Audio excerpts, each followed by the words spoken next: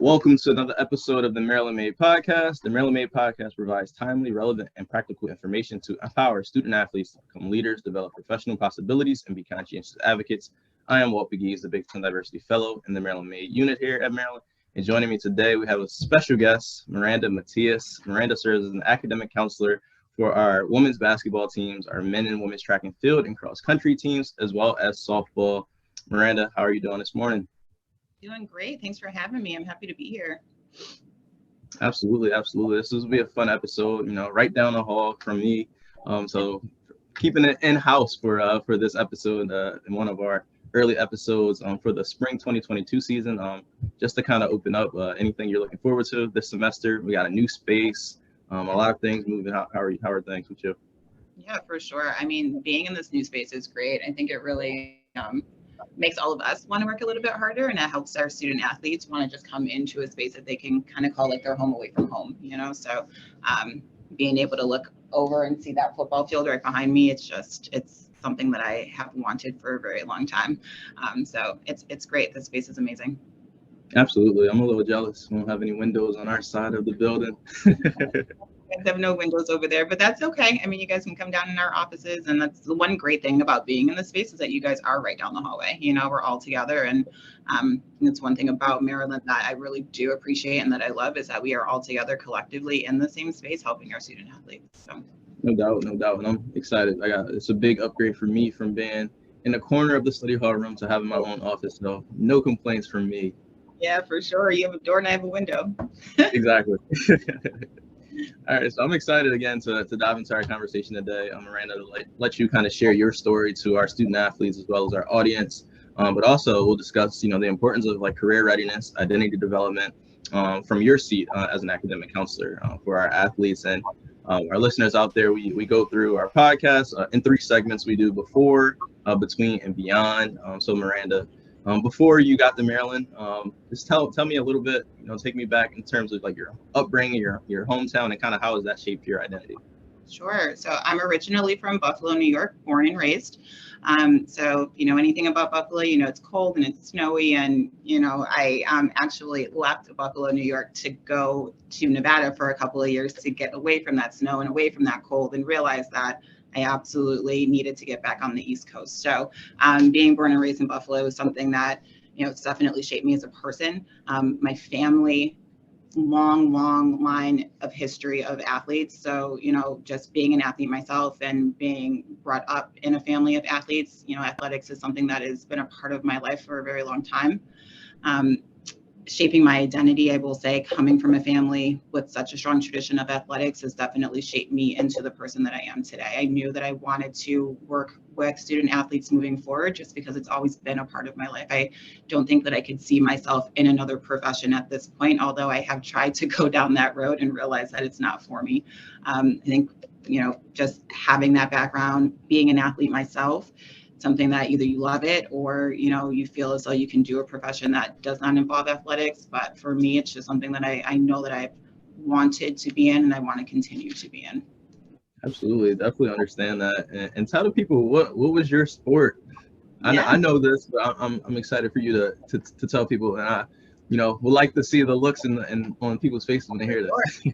Yeah. So normally people always try to guess what sport I was in. And I'm like, people think soccer, or they think like track. Neither one. I was actually a diver. So I was a springboard and platform diver. I started at the age of 9 and I dove competitively like on the junior Olympic scene for the States. And then I also dove in Canada. So I represented 2 different teams throughout like my junior Olympic time in diving. And then I went ahead and I went to the University of Alabama for 2 years. And then I finished up at the University of Buffalo. But yeah, platform was my best event. I was a 10-meter diver. Nice. And how did that happen? Is like Buffalo like a huge diving place, or like what was it that drove you to dive? Not so much. And like I said, like my family we're so into athletics. Every single person in my family was an athlete. So it just kind of, my upbringing was, my mom came to me and she said, either you're going to be an athlete and we're going to get a scholarship, or, you know, we're going to really hit the books hard and we're going to get a scholarship that way. It was either or. And I just knew that having that strong tradition, I wanted to be an athlete. So we tried a lot. You know, we tried tennis, we tried dance, we tried gymnastics for a bit. My mom's a gymnast. She wanted me to be a gymnast. Didn't really work out for me. But my uncle was actually a diver as well. And I remember watching him and thinking, wow, like that's so fun. I would love to do that. And you know, ultimately in the long run, it worked out for me. It's a little less harsh on your body than like something like gymnastics is. And I was able to have a little bit more longevity in that sport. Okay, nice. And then, you know, again, you're an academic counselor now, and like you know, kind of spoke to, it was just something about staying around, you know, sports and, you know, potentially like your experience as a college athlete that kind of led you into this. But like, take us back to your time at Alabama as well as Buffalo, and like, what were some of those experiences as a college athlete that you feel like have, you know, kind of shaped you? For sure. I think, you know, being a freshman and walking on a college campus, and like I said, being from Buffalo and being from the Northeast and going all the way down south to go to Alabama to go to school was definitely a culture shock for me. I don't think I was fully prepared, and not saying that I wasn't prepared, you know, in my high school years or, you know, schooling or anything like that, but I just don't feel as though I was fully prepared to really be away from home and to be on a college campus on my own. I think I was 17 when I went away to school, you know, so my time there, I will say it was a great time for me. It definitely shaped me, but I didn't take advantage of all the resources that were available to me. And being on, you know, that campus, there are a plethora of, you know, services that they offer their student athletes. And for some reason, I just didn't take advantage of what they were offering. So ultimately, I didn't do very well. And realizing that, you know, I could have been on that campus, I could have done things a little bit differently. It helped me to understand that I don't want other student athletes to really go through, you know, that same experience.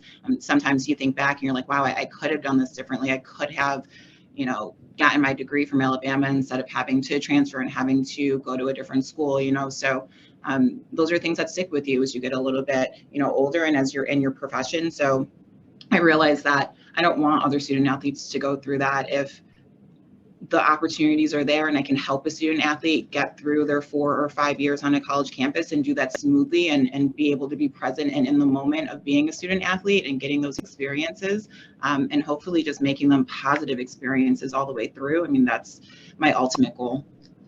I love that. I'm sure, you know, the athletes you work with now, I mean, definitely appreciate someone that was once in their shoes and you know, competing, of course, at the Division I level. Like you said, like there's so many resources out there. There's so much opportunities, but like, how can, you know, we as, you know, staff, fairly made student athlete development, as well as academic staff, like how can we best make sure that our student athletes are prepared, but also are understand where these places are and understand, you know, who they need to talk to. Right, for sure. You know, I think building the relationship with your student athletes is so crucial, you know, so having those relationships with them, it's something that keeps me, you know, it makes me want to come into the office every day. It makes me want to see how my student athletes are growing and continue to build like that trusting relationship with them so that they know, hey, if something went wrong, something I messed up, something happened that didn't need to happen, you can come in, you can sit down, talk to me, let's figure out how to make that better so that, again, we're not having those negative experiences, we're having those positive experiences. Absolutely. And kind of back to Buffalo, or like leaving as a student athlete, what were like some of your goals, like as you entered into the quote unquote the real world? Yeah, gosh, geez. You know, it's hard. When you're in college, I think that you have this thought process of this is what I want to major in. This is the career that I want to go into, you know, and I think that a lot of times students have like this map and this timeline for themselves, and it doesn't always work out that way, right? So with myself, I took a detour. You know, I actually went back to school a little bit later in life. I never got my degree within my first 4 years. It took me some time to really figure out like, okay, I went into a different path. I went into working into healthcare, you know, and realized that this is not something that I want to do. The hours were not conducive for me. It was just long and grueling and wasn't something that I enjoyed. And realizing that my experiences as a student athlete, you know, that I think those extra years that I took really shaped me in figuring out what I wanted to do long term. So I can see myself in this position and helping student athletes for a very long time. And I know that I'm not going to get burnt out in this position. So my goals coming out of, you know, Alabama and then ultimately coming out of Buffalo and the first, go round, my first 4 years of college, it was nothing as to what it is that I want to do now. You figure things out as you grow and you mature as a person, and as you are in maybe a workspace that you don't like, or, you experience things that you realize, wow, I wish I could have possibly majored in something else. And, I think my job as a counselor is definitely to help my student athletes try to figure out what it is that they want to do right after those first 4 years. But I also want to make sure that they know that, this major doesn't bottleneck you into a certain profession, right? You always have the option to go to grad school. You have the option to maybe work for 1 or 2 years and see if there's something else that interests you. But let's get you into a major that can really give you that broad,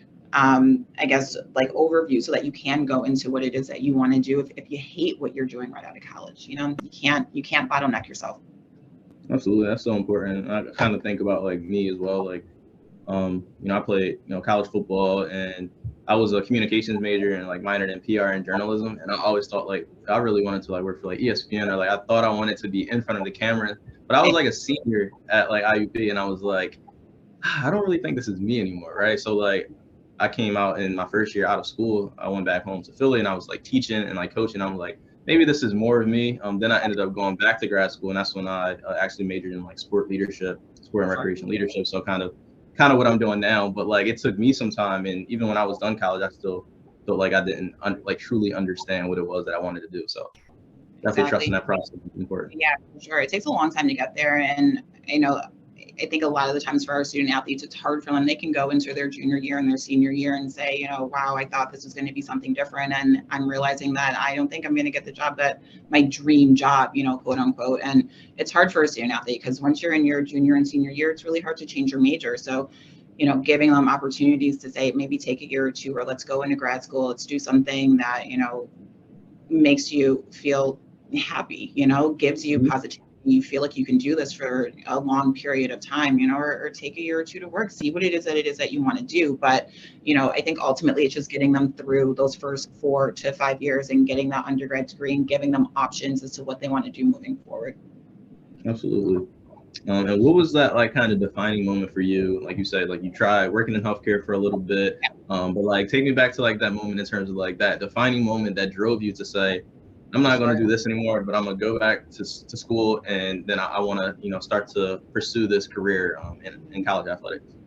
I gotta say, I don't think it was like one moment. I think it was just a combination of, if you've ever worked in healthcare, anyone who's ever worked in healthcare, the hours are really grueling. You really don't get like holidays off. If your day to work falls on Thanksgiving or Christmas, like you're in there, and it really takes a giving person and a selfless person to work in that field. So I think it was just a combination of every Thanksgiving I'm missing being home with my family, or like every Christmas I'm missing being home with my family. There's really no flexibility there as far as like the hours that you're working. And I knew that I didn't want to be, kind of like locked in to those types of hours and that type of profession if I didn't love it. I think that, shout out to all the healthcare workers out there, especially for what we're going through right now. And, it's a very, very selfless job, and you don't really get a lot back. And sometimes you can say the same for, being an academic counselor, but, there's a difference when you're doing something that you love. When you're coming into work every day and you're working with your student athletes, like I absolutely love to be here. Right. So I think that there was no moment. I think it was more just a combination of, I just know it's my time. I know it's time for me to go. And then, I just made that choice to go back to school, and I started over. So complete career path change. It was nice that I was able to go back to Buffalo, and I was able to kind of foster some of those relationships that I had made prior. And I was able to just get my foot right into working with student athletes at Buffalo while I finished up my degree. So that was great. But yeah, there was no defining moment. I think it was just, a combination of long hours and a hard job, and it just really being a difficult job in the long run.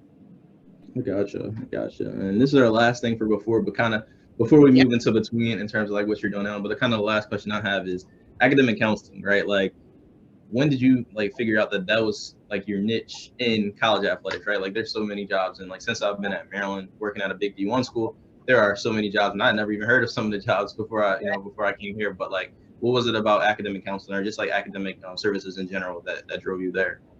Yeah, so I could see myself maybe working on campus or maybe working in a different area, but I know that if I'm not in athletics, if I'm on a college campus, I know I wanted to be on a college campus, but if I wasn't in athletics, I was going to, I was going to be kind of like jealous in some way, right? I know I couldn't be on a college campus and not work in athletics. I don't think that I would be able to be here otherwise.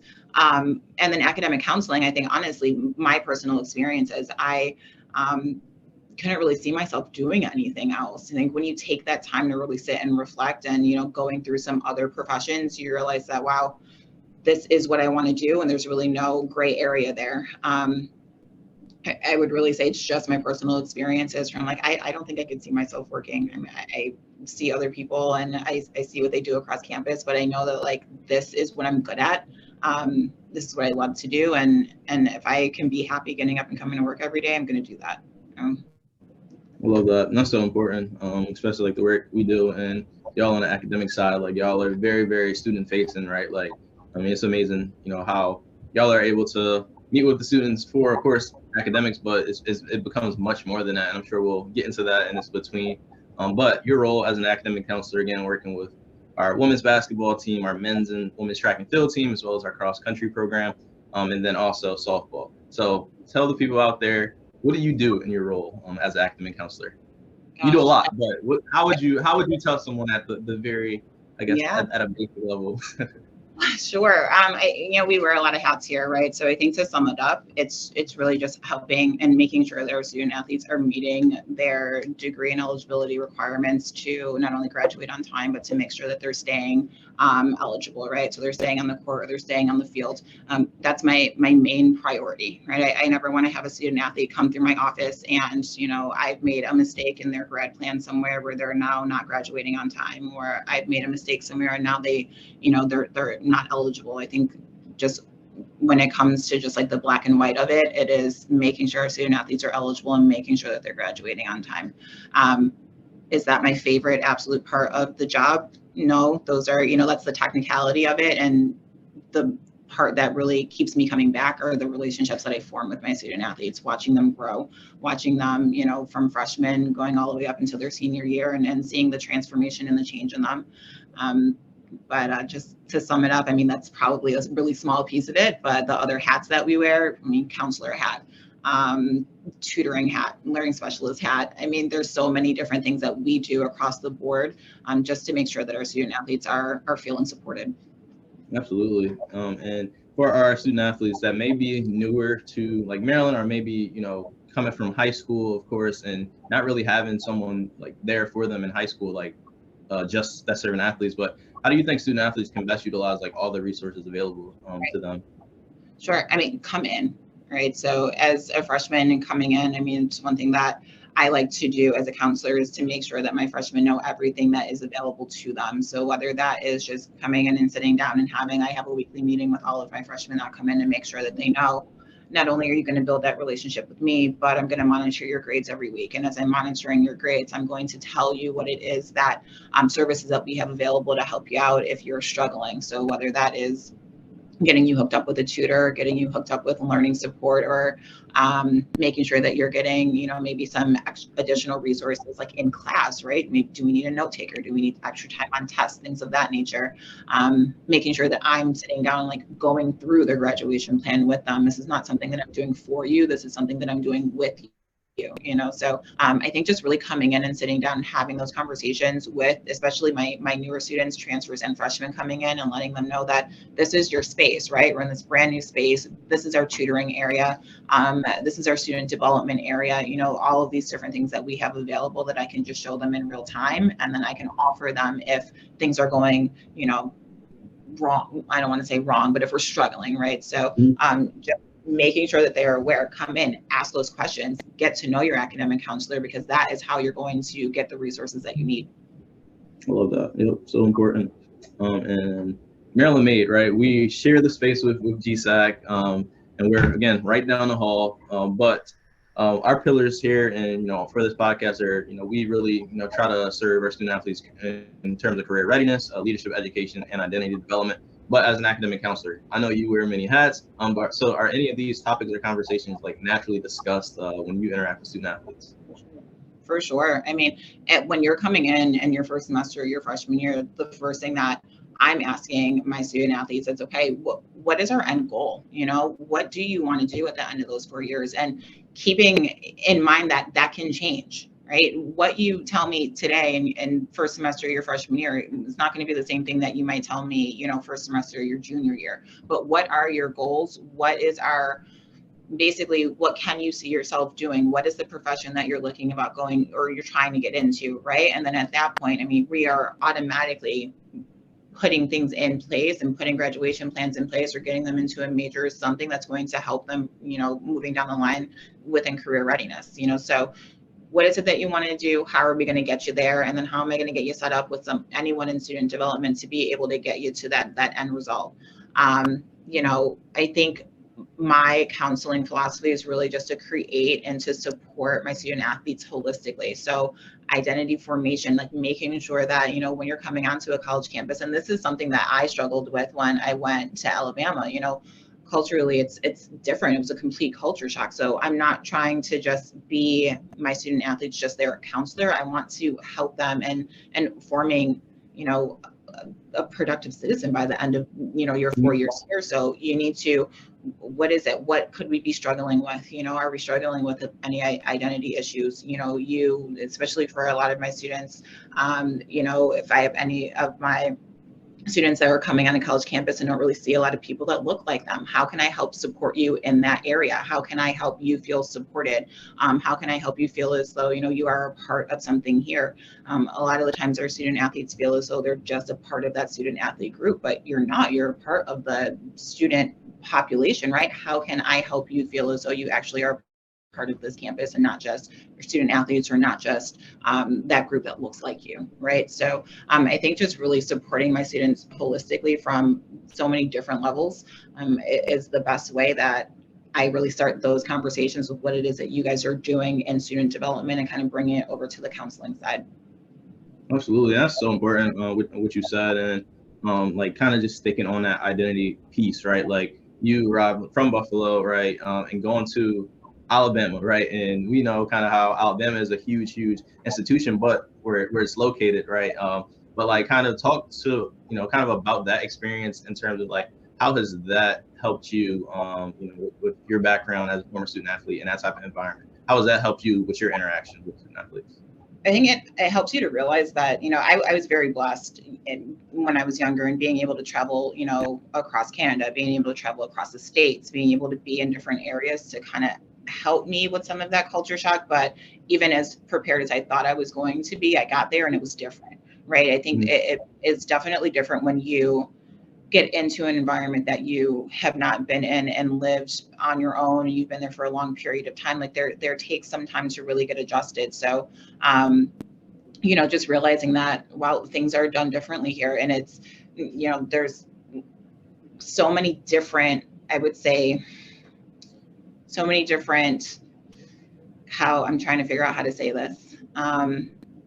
It's the diversity on that campus was much greater, and the diversity in the city was much greater than what I had really seen in the past. So just knowing that, wow, you know, I might not, you know, act the same way or behave the same way as everybody else that, you know, is on the campus, or, you know, I'm the first Black diver that was, you know, on this team, and, you know, people are looking at you and like, wow, you know, I would have never thought that you were a diver, because culturally that's not something that, you know, I've never seen a Black diver before. So as a person, it makes you kind of like question, and, you know, was this the sport that I was supposed to be in? You know, am I paving the way for people behind me, or am I, you know, second guessing my decisions from, you know, the sport that I wanted to be in? So it really helps you as a person, as a student athlete, kind of shape and build that confidence to say, like, yeah, this is who I am. I might be the first, or I might not look the same as everybody else on my team, and that's okay, right? I might be the first on this college campus, and I might not look the same as everybody else that's on this college campus, but that's okay. I think that so many different cultural backgrounds now at this point that, you know, we're just really just becoming this melting pot of, all of these diversity, and we have to embrace who we are, and hopefully, if I can help a student athlete really be confident in who they are, regardless of what they look like or regardless of where they've come from, then I've done my job. Absolutely, absolutely. I love that. So important. And the last piece kind of on this like identity aspect. So like, do you feel like your identity as a Black woman has like impacted your experience in any way in this field in terms of college athletics? Oh yeah, for sure. I mean, I think that, unfortunately, college athletics, a lot of the times you see a lot of people that don't look like you in our field, or especially if you are trying to move, up that ladder, you're trying to be in a higher position. It's harder to sit at the table and see people that you can really identify with. So I think a lot of the times as a Black female, and if I'm trying to move up that corporate ladder, then a lot of the times I'm doing that on my own. One great thing about college athletics and especially counseling is that we have a lot of great opportunities to be able to sit down and talk to other people that are going through the same thing that I may be going through. Between our N4A and having a lot of different like not committees, but having just some subgroups that you can sit and be a part of, to talk about leadership skills, or talk about diversity within college athletics, and just have a good support system to be able to kind of bounce some ideas off of one another, to be able to say, hey, this is what I've been going through, or these are some of the struggles that I've been dealing with, how did you get through those struggles, or having mentors that are available to help you through. It's not easy. I think that being a Black woman, regardless of what profession you're in, it's not easy, right? It's not an easy, I can move up this corporate ladder, I can get this promotion, I can do the things that I want to do, and it's going to come as easy to me as someone else that does not look like me.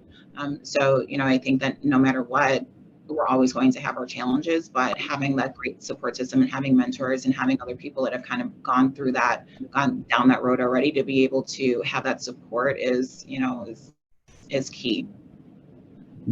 Absolutely. And looking kind of for our final segment and beyond, kind of building off of everything that you just said, you are, I'm sure a huge supporter and a mentor to many of our student athletes here.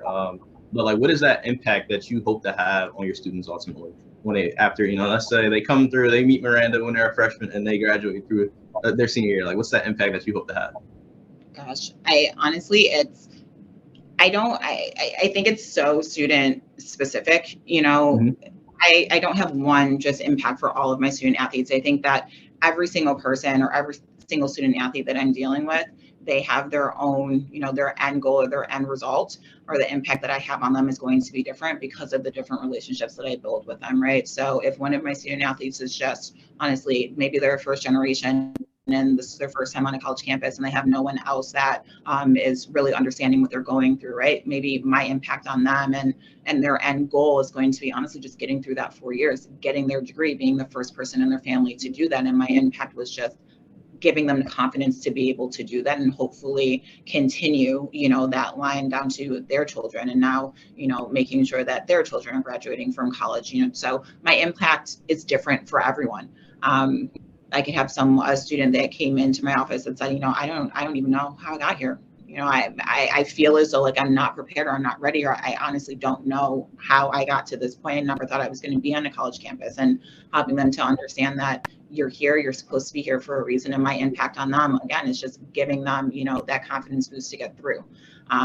If I can serve as a role model for any of my student athletes to show them that, okay, this is, maybe this is a profession that I want to go into. I see her doing it every day. I see her working her butt off, and I know that it is feasible. I know that I can do this, just being that role model and just having that impact to know that, I'm here, I can be successful. And this is my role model, and she's helping me get through, every single day of me trying to get to my end goal. And, that's ultimately, my end goal. Love that for sure. And kind of just thinking about that, it's a question that I used to ask our student athletes last season. It's kind of like, what does success look like? And kind of what you just broke down, right? Like, success looks so different for every single student athlete, for every single person in general, right? Like, it's not the GPA. It's, even at the end of the 4 years, right? It's not even that degree a lot of times that ultimately determines what success means. So I mean, definitely having someone like you that understands that and you know, takes every student, you know, very student-centered, human-centered, honestly. But to be able to kind of have those real conversations and to really truly understand your student athletes is, you know, very valuable. Great. And the next thing in terms of beyond is like, where do you see athletics academic services like going next, or like where would you like to see it go next? Having a background in counseling, I would like to see more of a push for mental health. I think that a lot of our student athletes, regardless if they are overachieving or if they are just, dealing with a lot, I think that there's still a stigma that is surrounding mental health. And no matter how much attention and how much awareness we have brought to mental health and mental health wellness, I think that it's still, especially for some of our student athlete populations, it's still stigmatized. And I think people don't want to come in and they don't want to have that conversation. They don't want to say, I'm struggling here. We have some overachieving student athletes that might struggle and they're struggling in silence because they think that that's just what they need to do to be successful. I had straight A's in high school and now I'm on a college campus and I need to be having straight A's as well, but everything has tripled. Your workload has tripled, your practice schedule has tripled. So, making sure that everyone feels supported in the way to be able to come in and say, I am struggling in this area, or having the wherewithal to know, I see a change in you. I see a change in my student athlete. What is it? How can I help you? Whether you're just sitting down and you're talking to me, or if we are getting you hooked up with someone across campus, counseling services or sports psychologists, anyone that we can really help our student athletes going through those difficult times, and just seeing a greater push and making sure that that mental health wellness and really protecting your space as a student athlete and as a person is being, not advertised, but it's just we're spreading that awareness.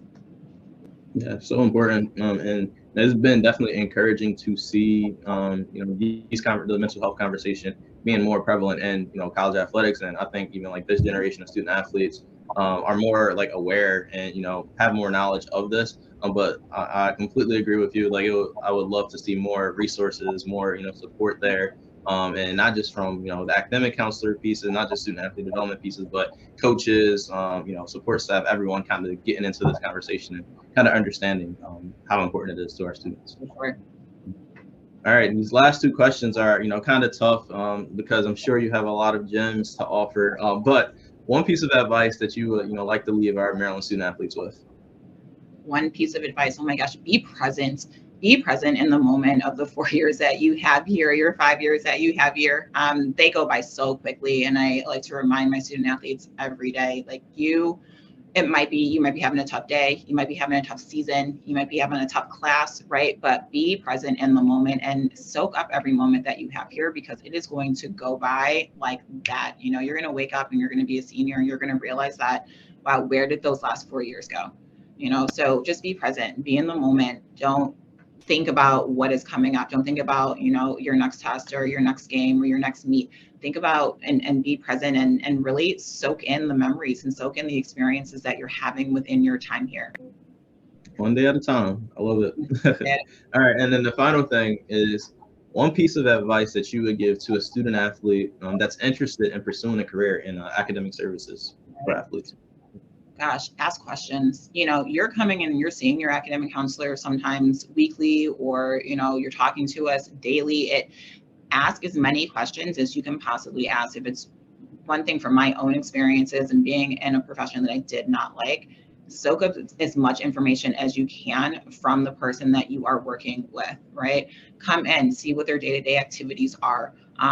See if there's an internship on your college campus, right? Just get as much experience as you can prior to going into that field, because again, the field that you think is the field that you want to go into might not be, all that it's cracked up to be. I love my job, and I love my job because of my past experiences and the relationships that I built with my student athletes. But just because you're a student athlete, that doesn't mean that, maybe counseling is not for you, right? So again, soak up as much as you can. Talk to your counselors, get internships, do anything that it is that you can do on your college campus to really get that experience.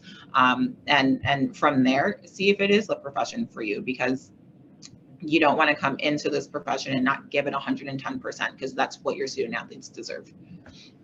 All right. And my last question that I have, and then we can get out of here. But my last question is just, you're at University of Maryland now. Kind of what's something that you're really looking forward to? As again, we're in this new space, but what is something that you're looking forward to in 2022 at Maryland? Oh gosh, that for me is a tough one, honestly. From a personal standpoint, just rounding out my first semester here and really kind of getting into my second semester, I think for 2022, I just want to feel, I already feel like part of the family. So I can't say that, I don't feel like I'm part of this team and part of this family already. That came really quickly. But I don't know. My goals are just honestly to keep some of the things in place that were already here. I mean, I'm working with women's basketball. They have 100% graduation success rate. Let's keep some of those things going. I want to make sure that the shoes that I'm walking into are being filled, right? So, and then I think just overall as a university, just watching us grow and watching us develop and watching, our sports get better every season. So let's make, 2022 for me. I mean, let's just make it a great semester within my sports and making sure that I am, supporting my student athletes and then helping them be successful in meeting their goals. Well said. Well said. And again, Miranda, I just want to thank you for your time. Had a little bit of technical difficulties this morning, but we figured it out. We figured it out. So I'm happy that we were able to do this and have this conversation. Hey, this was a great experience. Technical difficulties and all, I think we are living in a land of Zoom still. So no matter what, technical experiences and all, but this was great. This was a great experience. I'm so glad that I could be a part of this. Absolutely appreciate that. And to our listeners out there, thank you all for tuning in to another episode of the Maryland Made Podcast. Please be sure to download, subscribe, and share our episodes on Apple, Spotify, or wherever you listen to podcasts. And now you can also watch all of our episodes on YouTube so you never miss an episode. And make sure you're following Maryland Made on Instagram, Twitter, at MD Made Terps, as well as LinkedIn. Connect with us there. And student athletes, we are in Gossett Hall now, so please be sure to come check us out. Maryland Made, me, Miranda, we're all in the same area, so please stop by. So, and until next time, we are out. Bye.